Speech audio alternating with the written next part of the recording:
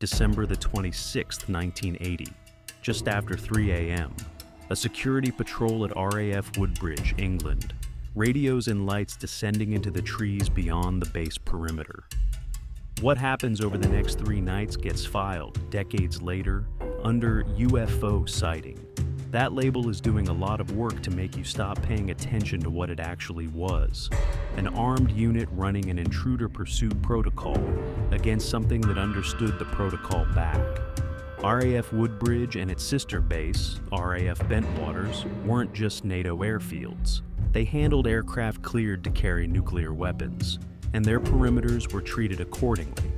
This was the height of the Cold War, and NATO didn't leave that kind of judgment call to guesswork.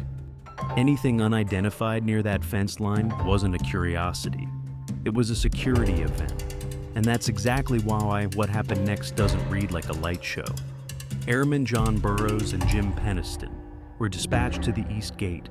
Lights had come down in Rendlesham Forest, just outside the fence. Not aircraft lights, nothing matching known traffic. Standard procedure for an unidentified contact near a nuclear-capable base. Treated as hostile until proven otherwise. Approach, track, contain. That's exactly what they did. And what the object did next is the reason this case never went away. Here's the detail that gets lost in the UFO framing. The object didn't run.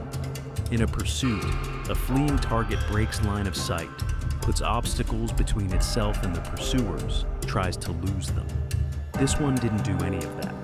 It moved when they moved. It held position when they held. To 2 men trained to read the behavior of a target under pursuit, that's not evasion. That's something else entirely. They reached a clearing near a farmer's field. Witnesses would later describe a metallic object, roughly the size of a small car, throwing off a pulsing light.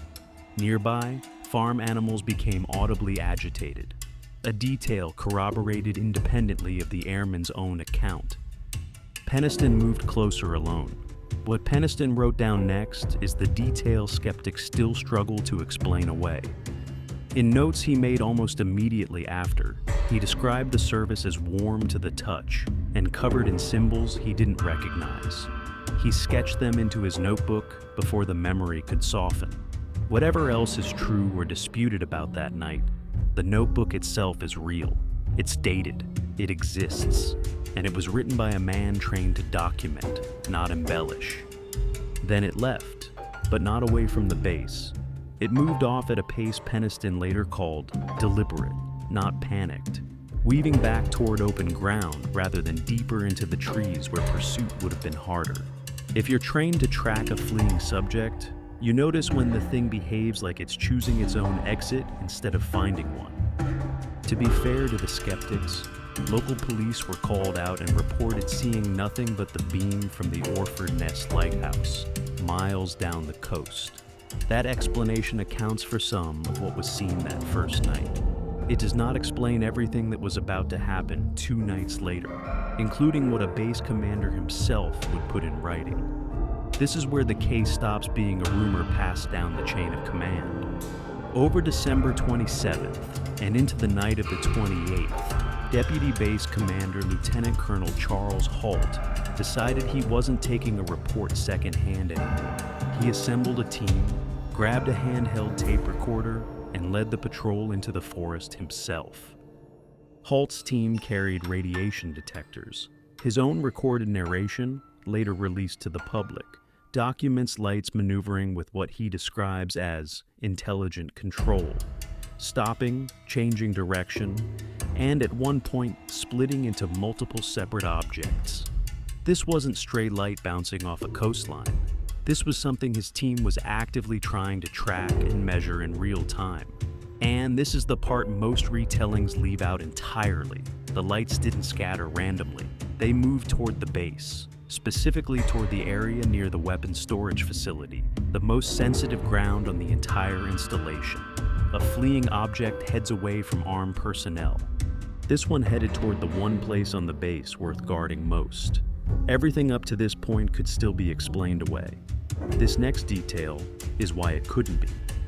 Halt's memo documents a beam of light roughly 10 feet across, descending near the security fence surrounding that storage area. It held there, not for a second, for what witnesses described as long enough to feel deliberate. One of the responding officers wrote, in notes never meant for an official file, that the object hung at exactly the boundary line, like it wasn't trespassing and wasn't retreating either, like it was confirming where the line actually was. That night is what became Halt's official memo to the British Ministry of Defense, dated January the 13th, 1981, the single most cited document in the case because it isn't a witness statement.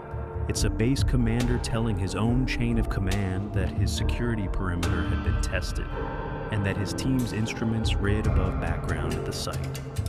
The Ministry of Defense's official position, once the memo became public years later, through a Freedom of Information request, was that the incident held no defense significance. That's a strange conclusion to reach about a document describing elevated radiation readings on your own perimeter, written by the officer who commanded it. Here's the part that still doesn't have an answer. No official investigation ever produced a conventional explanation that accounts for all of it. Not just the lights, but the radiation readings, the ground traces, and Penniston's notebook. The lighthouse explains part of one night.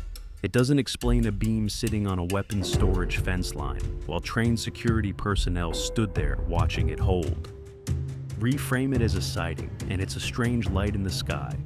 Reframe it as a pursuit, and it's an armed unit that spent 3 nights running standard protocol against something that never once behaved like it was being hunted.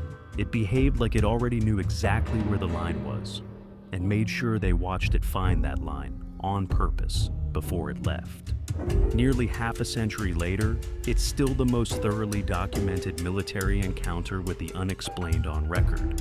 And the record itself still reads like a security debrief, not a ghost story. Rendlesham Forest, December 1980. What the record actually says. If you enjoyed this video, please leave a like and subscribe to the channel. Make sure to turn on the notification bell so you never miss an upload. Let me know your thoughts in the comments, and I will see you in the next one.